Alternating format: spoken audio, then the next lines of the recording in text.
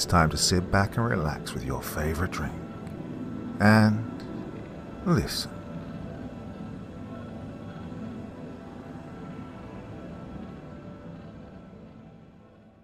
Vermin's Nest by Corpse Child. I can hear them right now, scuttling and scampering about. I can hear them whispering, debating on who'll get the first bite, on which part of me they'll want to eat first. I can hear them from under me, under my bed. The floor and the walls of my house are thin, making it that much easier for me to clearly make out what they say. Take him while he sleeps. So tasty, so peaceful. Oh, now, take him now. Well, who else could they possibly mean? They've already taken Pamela when I brought her over to visit, along with my roommate Connor. They took them last night, as well as my neighbours and even their puppy before them. But I'm the only one left. I don't know who they are or exactly how long they've been here, nesting in the basement of this house. Though I'd make a good bet to say they've been here for quite a while, judging by the rumours that surround this place. God, I should have listened. It was only about a month and a half ago that I'd started looking for a small place to move into from my college dorm. I've been searching for weeks, trying to find a cheap little apartment or something. Unfortunately, even those seemed to be just a bit too much for me to be able to afford. That was when a stroke of luck hit me, and I found someone on Facebook who was, ironically enough, also moving into a new place from college and was reaching out for a roommate to split the bills and rent of a small house with. What's more, well, it was only about a 30-minute drive from the college and was in my old hometown of Weeping Willow, North Carolina. Well, I guess it is worth mentioning that old Willow, as Granny always used to call it, was always kind of notorious for this, and that old ghost story about this and that old place all through the town. Well, hell, I remember how me and my buddies used to dare each other just to eat one of the apples from the oak tree in the middle of the plaza downtown, thinking we'd get possessed or something like that. Even back then, though, I knew none of it was real. Just stories to spook the hell out of each other on the playground, right? Well, anyway, I of course took him up on the offer. The place was listed at a semi-decent price, and therefore only having to be responsible for half of it, I wouldn't end up in a financial bind because of it. I reached out to him via Messenger, letting him know that I was interested in his offer, and asked him where and when he'd like to meet up. We met up the next afternoon after class at the old diner that, surprisingly, was still around and hadn't moved from its spot across from the shopping mall on Garrett Street. And from there, me and Connor basically became, well, like friends. He always seemed really cool, having many of the same interests that I did, as well as being able to introduce me to a number of new interests, mostly new TV shows and/or movies I wasn't familiar with before. He and I helped each other to secure the deed to the house, splitting half of the down payment. Well, it was later that week that we'd finally see the house. Well, admittedly at the time, I remember just how odd it seemed to me when I saw it. Not even necessarily a bad feeling or anything, but more so, well, familiar. Like maybe I'd seen or heard about it before. I couldn't place what it was that made it so familiar, though. It was a small one-story house with a wooden-panelled roof in place of a typical shingled one. The paint, which might have been baby blue at one time, either that or aqua, was now faded and worn down so far that only the dark, aged wood beneath was visible, save for a few faded splotches here and there. Around the perimeter was a chain-link fence that was warped and marred with rust. In short, the place might as well have had a sign out front saying something like, "Abandon hope, ye who enter." But this wasn't going to keep us from happily sinking money into it. And just a week and a half later, we finally started moving in. Well, much like the outside, it was more or less just as decrepit and bleak on the inside as well. We couldn't take 2 steps without hearing the floorboards creak and feel like they'd give from beneath us at any moment. Between that and the cobwebs strung out just about everywhere, you can kind of see what kind of place we were dealing with here. Me and Connor, however, considered it a fixer-upper and decided this would be something we'd make work, by hook or by crook. Well, for the first month or so, everything was just fine. We were even able to start fixing up the place to make it a bit more livable. and do so without either of us risking bankruptcy.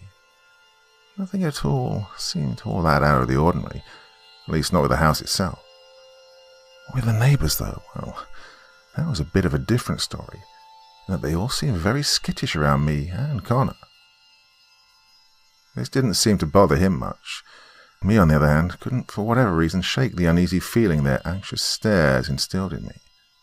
I always tried to be polite, even trying to make small talk with them, something I never used to do with people, much less complete strangers. Still, they just looked at me almost like I was diseased or something. I even distinctly recall spotting a few of them actually crossing themselves. Talk about overkill. Well, I say that, but I guess they were right, weren't they? It wasn't long after that we started hearing the scratching noises at night time. They always started out faint, and then would gradually get louder and louder as the time would pass in the night. On the first night it happened, I told Connor, who was apparently oblivious to it. He told me that he didn't hear anything, while adding that this kind of thing could kind of be expected when moving into a new house, or rather, an old house like this one, new to us, and that it was just another thing to get used to. Well, I figured that makes sense, and over the next few days I sort of learned to get used to it. But then I started hearing the voices.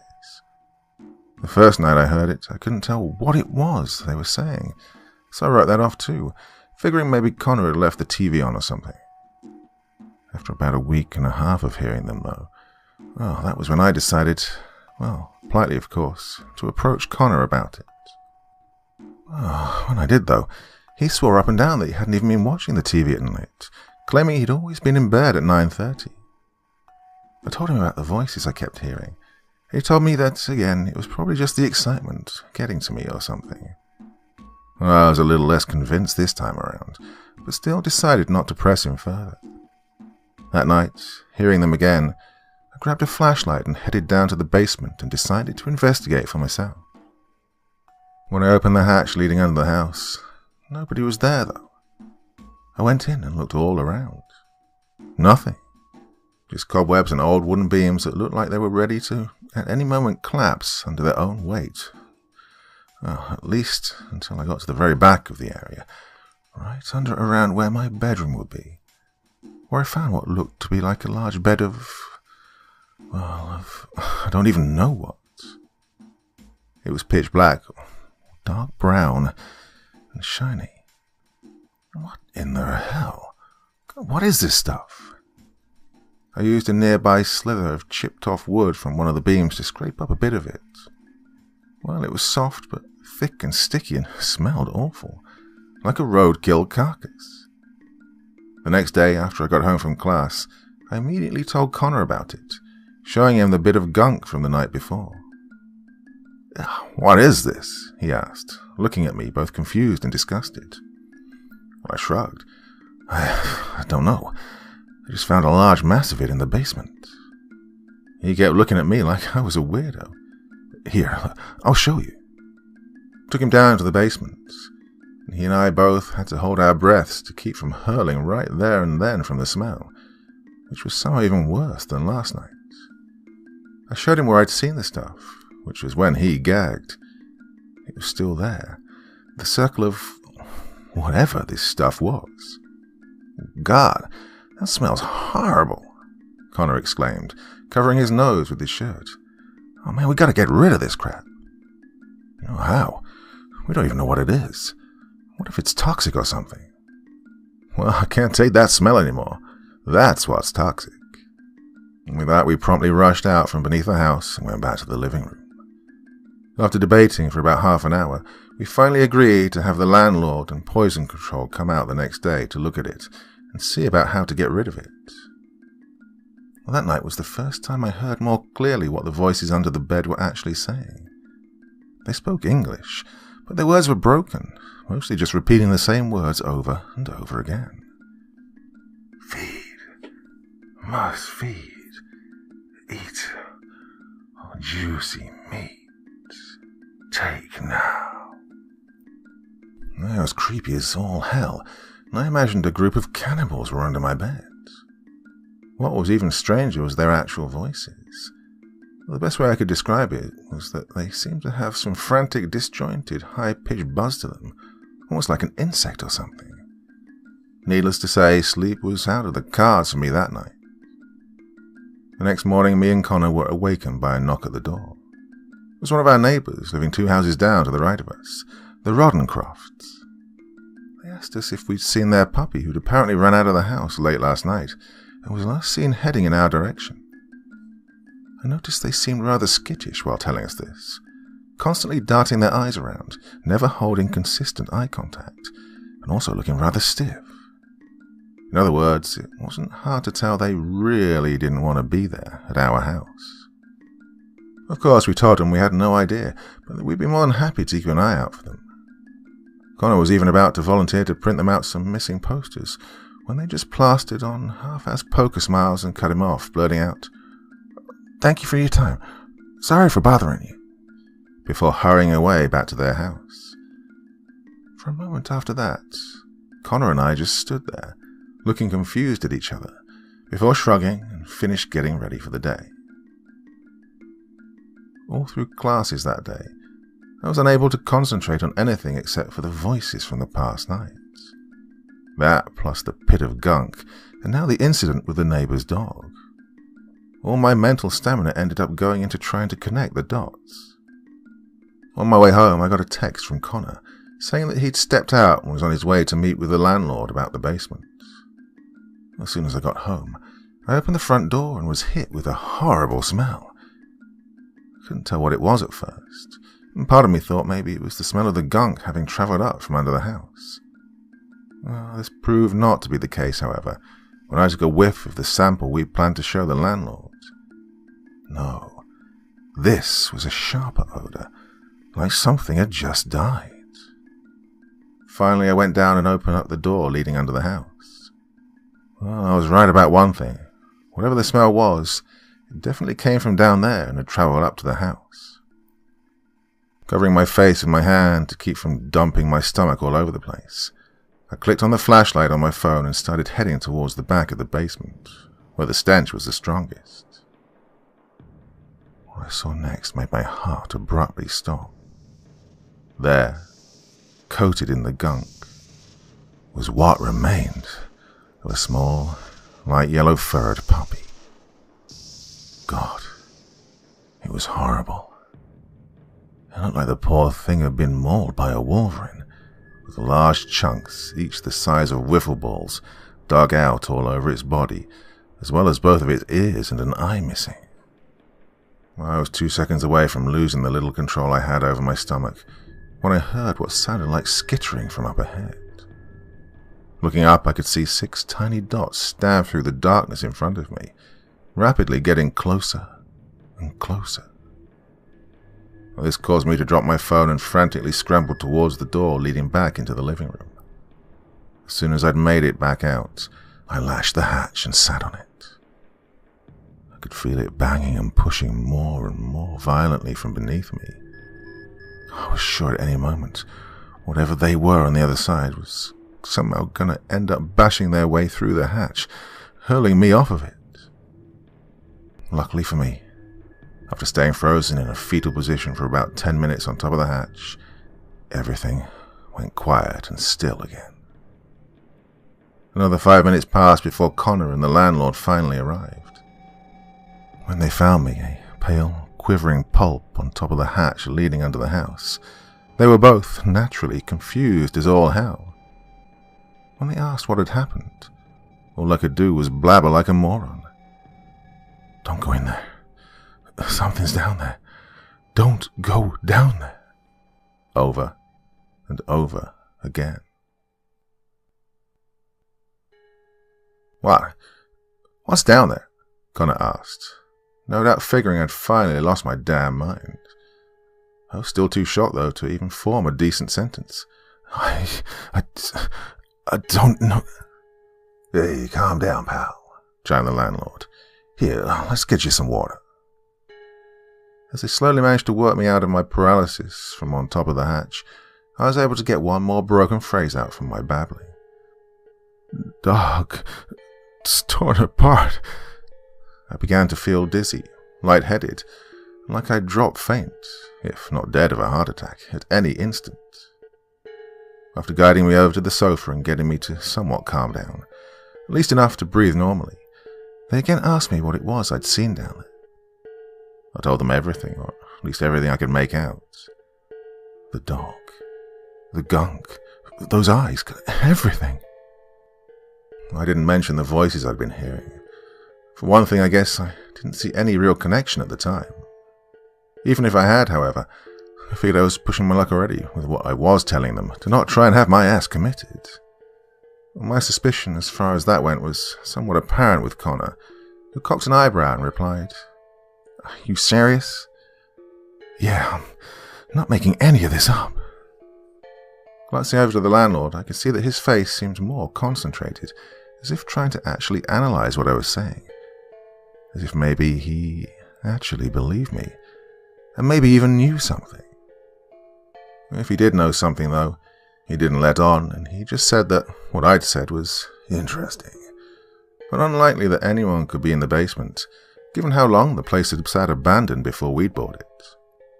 He said he'd personally checked the whole place from top to bottom when he rented the house to us, so it couldn't be squatters. He did say that the place had a thing, though, for rats to scamper about, especially in the basement where it was dark. Oh, rats. You're screwing with me here, right? I can tell you right now, it wasn't no damn rats that did that to the puppy. And my heart began racing again. Well, he just shrugged. "That's the best theory I got, pal." I could still see his face had that nervous look plastered on as he tried to push this load of crap at me. "Look," he started, obviously now just trying to shut me up about it all. "I'll have pest control come down here and see what they find, okay?" I wanted to keep pushing further to figure out what, as well as why, details were being kept from us. But my still present state of confused dread, as well as Connor telling me to relax and get a grip, made me think better of it for the present. While the landlord was on the phone with pest control, I just sat there, trembling.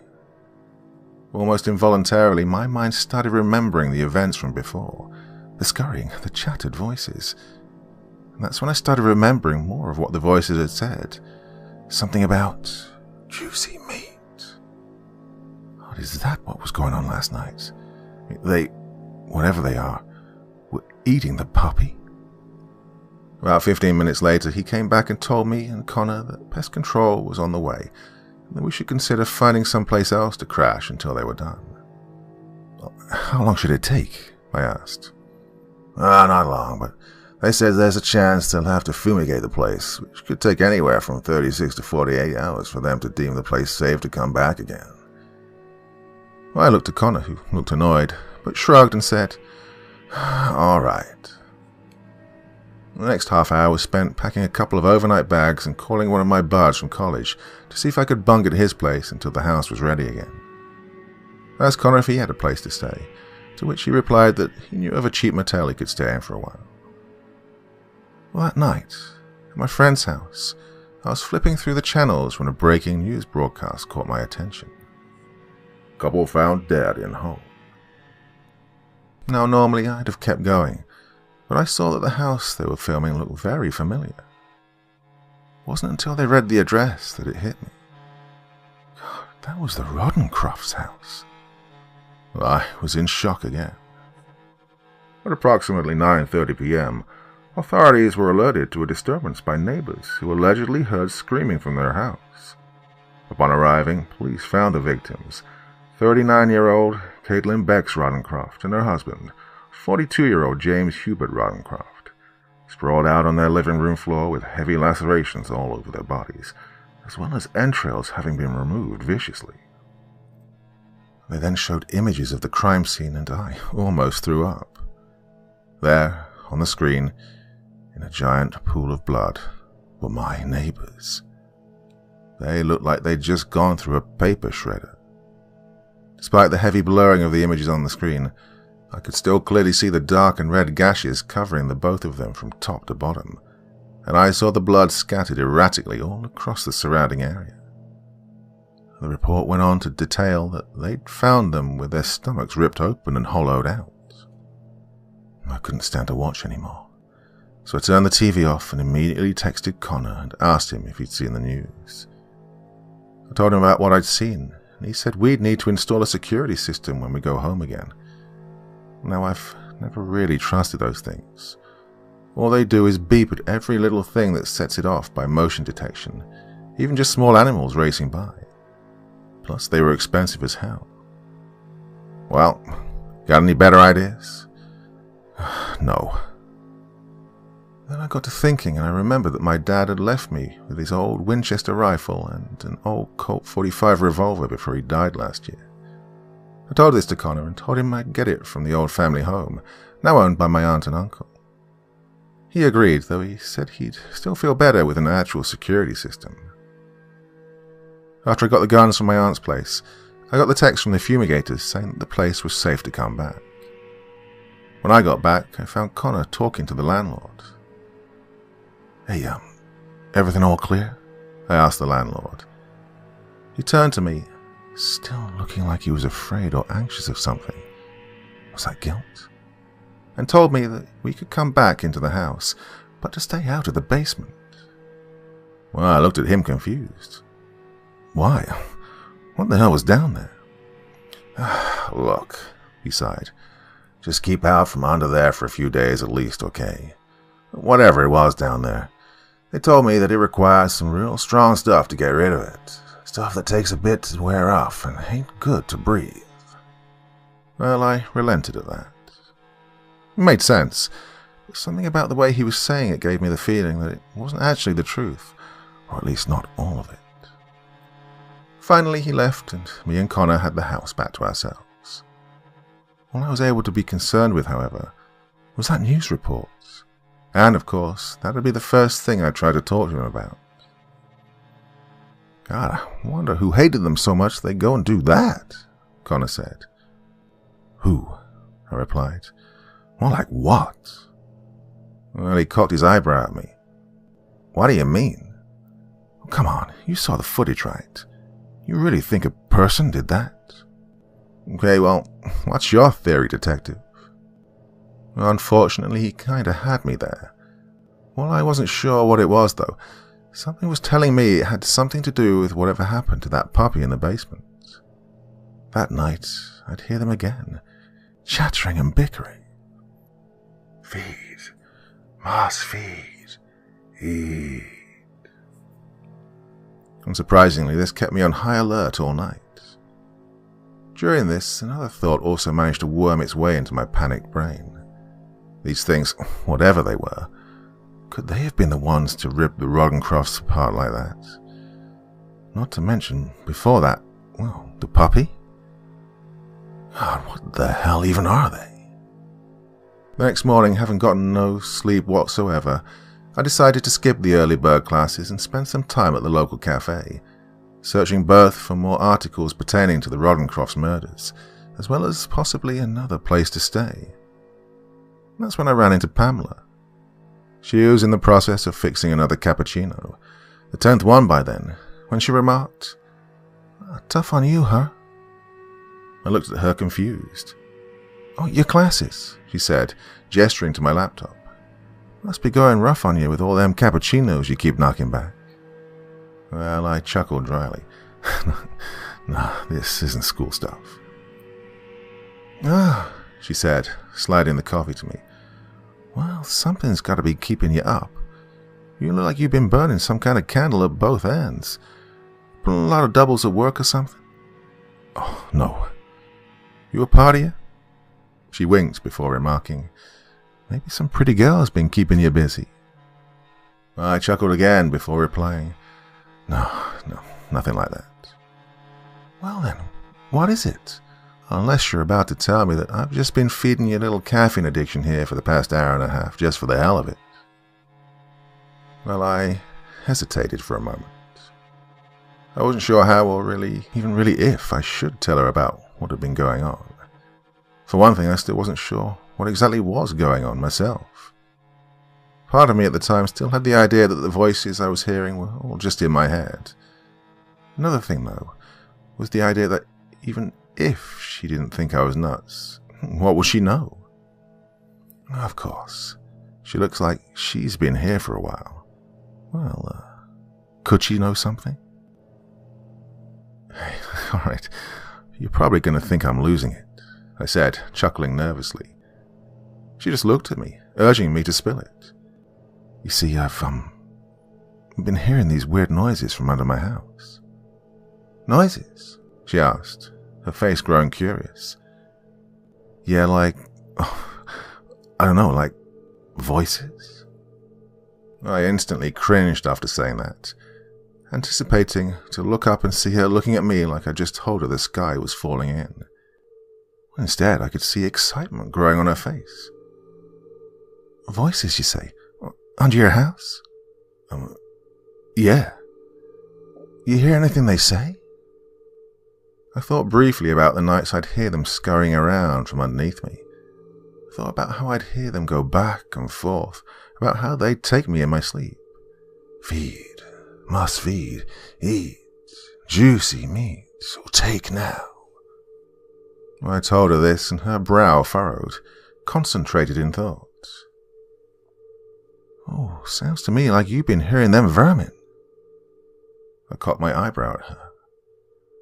Oh yeah, they used to have a real bad time with those suckers back in the day.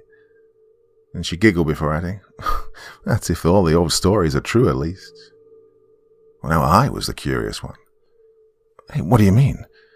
You mean you've seen this before?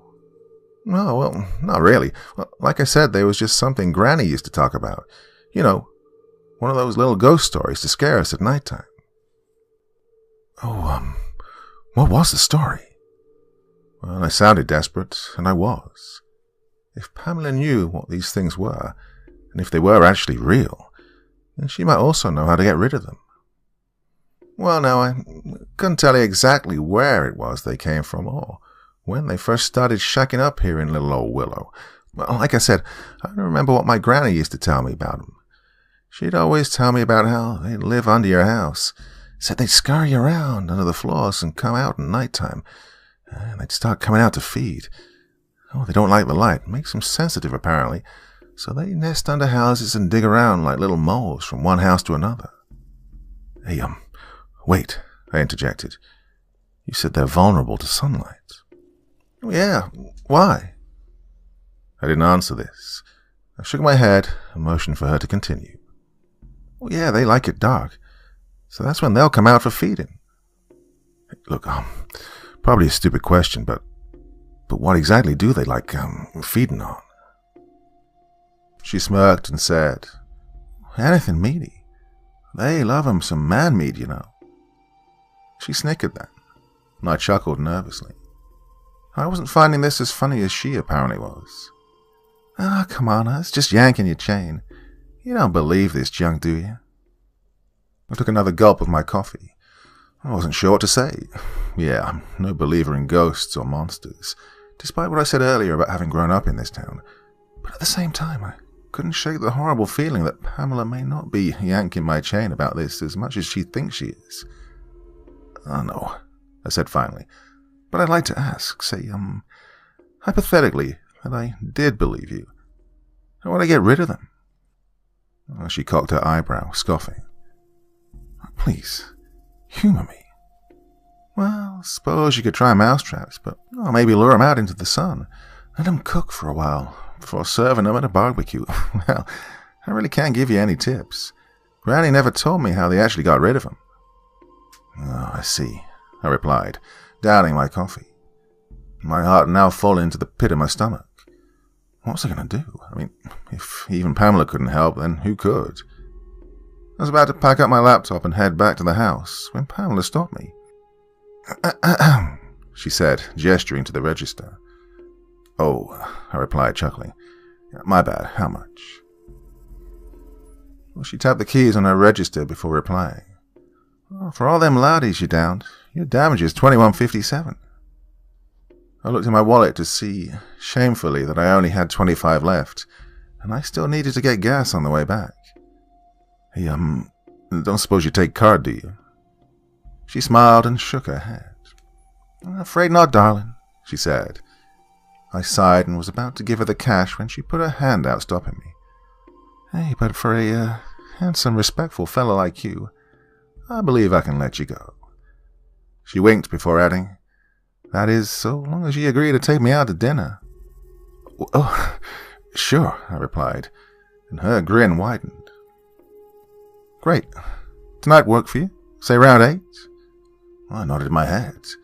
She then tore off a chunk of the receipt paper and scrawled out her address. I'll see you then, she said with another wink. I took it and packed up my stuff before leaving the cafe and heading for home. On the way, I thought of how I might find some way to get rid of these things, these vermin. I wondered if maybe bringing Pamela over to the house, perhaps armed with something, might get some kind of result. Then I had the idea to bring Pamela over to the house for dinner.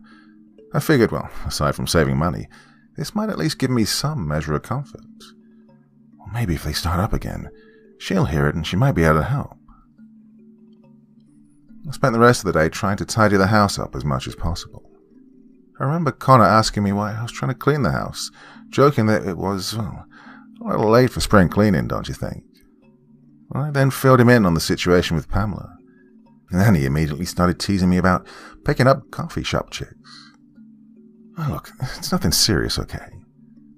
I just agreed to bring her over for dinner in exchange for free coffee. Hey, you don't gotta explain it to me, pal, he remarked, snickering.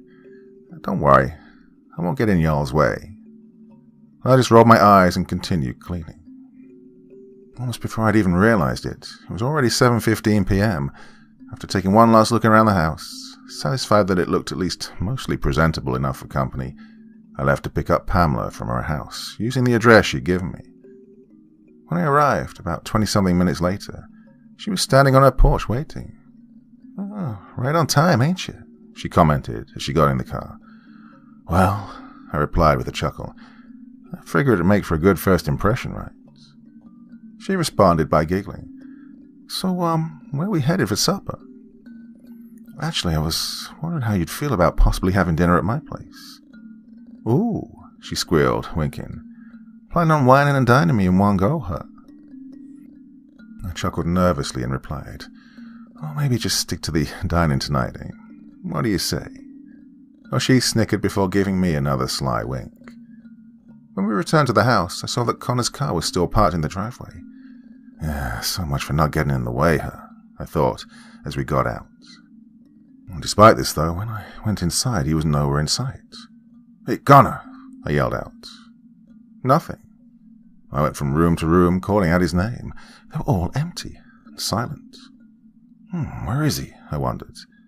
I guess he decided to go out with a friend, too, using their car, maybe. I was about to head back out into the living room to join Pamela, when a foul smell assaulted my nose. It was a sharp, overwhelming smell, dominating my asthma.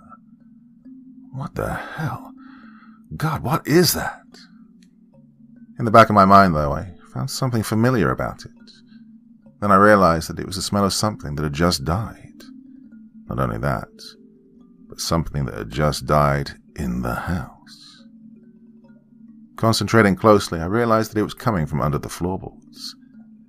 That's when I felt a sinister chill climb up my spine. This was the same thing I'd smelled when I found the...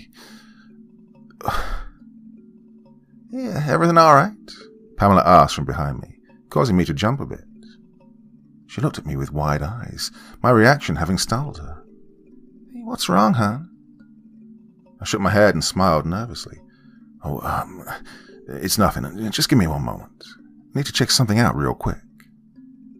And for a moment she continued looking at me, puzzled, before shrugging and heading into the dining room. I left the room and went out through the front door and went around to the back of the house to the basement. And there, I found that this was indeed where the horrid smell was coming from. Standing up close, I realized the smell was somehow even stronger than I remembered it being before. Whatever it was couldn't have been dead long. My hand shook as I reached to open the basement door, afraid of what I'd see on the other side. What was it going to be this time? Another animal? A person, maybe? Well, that caused another, far more haunting suggestion to enter my mind. Will I find Connor in there? Taking in a huge breath, I grabbed and threw open the basement door. Immediately, I was forced to turn away and retch. It was exactly what I'd feared. Actually, it was even worse than I'd imagined. There, ripped apart senselessly and cocooned in that dark, smelly gunk, was the shredded carcass of my roommate. Just like the puppy before him, there wasn't a single patch of skin that hadn't been mauled almost beyond recognition. I wasn't able to even fully register the gruesome scene, though, before I heard the sounds of scuttling from farther back inside the basement. I could hear their movement coming towards me at a rapid pace. "Hey, who's there?" I called out weakly into the darkness. They continued to get closer and closer, tittering like rats as they scurried along. "He's right here," I heard a raspy voice hiss from the darkness. "He's right here. We have him now. More juicy meat." This caused my heart to stop cold. I stood frozen as one of the things finally came into view from the darkness of the basement. It was huge and emaciated, with bones that pushed out against its taut, ghoulishly albino skin. Its face was gaunt and it had dark, marbled, beady eyes, and its mouth was tattered, its gums fully exposed and bearing tiny, jagged teeth like those of a shark. It was scurrying rapidly along the ground on its equal, bone-thin limbs. "Juicy meat, must feed." In one motion, the creature bounded from where it was towards me, its claws outstretched, ready to seize me. I broke from my terrified trance just in time to slam the door before it could have me. I felt it crash against the door, and I quickly propped a couple of nearby cinder blocks against it before bolting around like a bat out of hell into the house. After all but hurling myself through the door and locking it, I stood braced against it, panting frantically. "What happened to you?" Pamela exclaimed, staring at me with eyes the size of serving platters.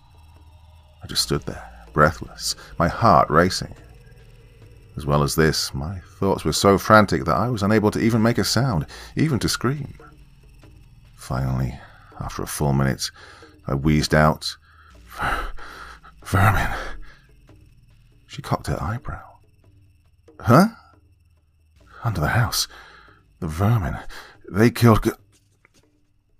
My tongue froze and my heart skipped about 5 beats when I heard and felt a loud knocking from the floorboards.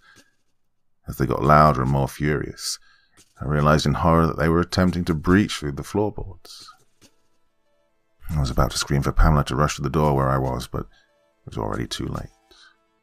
From directly in front of her, a large white claw broke through the floor and snatched her by the ankle. Her jaw fell and she tried to scream, but was only able to let out a choked, gasping sound. 2 more sets of claws then broke through the floor and grabbed her. I tried to rush over to her, but she was gone almost as soon as I got to where she'd been, balled down below the floor into the basement. I looked down to see a dark, empty hole where Pamela had been standing only seconds before. "Pamela!" I shouted. "Hang on, I'm coming." Before I could try and come down through the hole, though, I heard the sounds of them scurrying back towards it, and I immediately retracted away and ran to my bedroom, locking the door and pushing the dresser against it. I threw myself into my bed and huddled into a ball, waiting for them to inevitably break down the door and snatch me. Oddly, fortunately, the night passed without this happening. Well, it was a relief that I'd made it through the night, though I haven't moved from my room at all.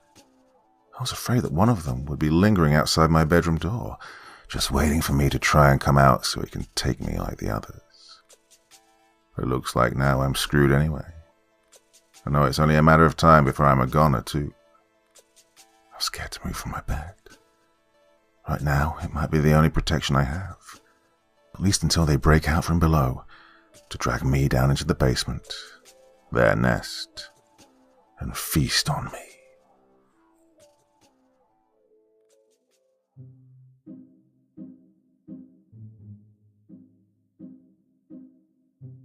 So yet another incredible tale of terror there from Corpse Child. That's about 4 I've done in the last 3 or 3 weeks or so anyway. To be honest, every time I sort of do a story for the channel, I don't put too much thought into it.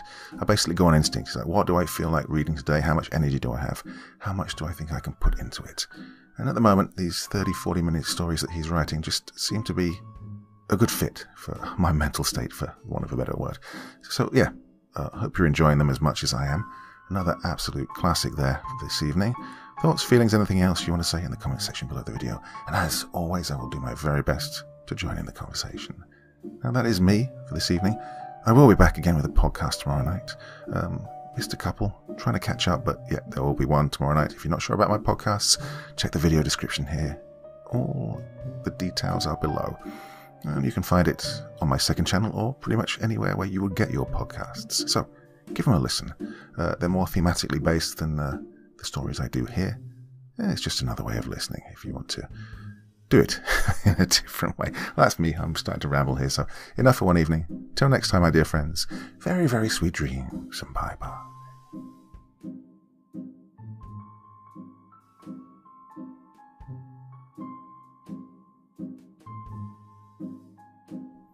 Thank you so much for taking the time to listen to this story today. Really means a lot to me and to the author of the story, of course. Well, if you want to know more about me, I'm pretty much everywhere on social media. You can find me on Facebook, Twitter, Instagram. You can download my music on SoundCloud. I've got a Patreon if you feel like. Throw me $1 or $2. Very much appreciated. And of course, on Reddit, I have a place where you can leave stories if you want me to read one that you've written. Well, hoping to see you all again very soon. Till then, sweet dreams. Bye-bye.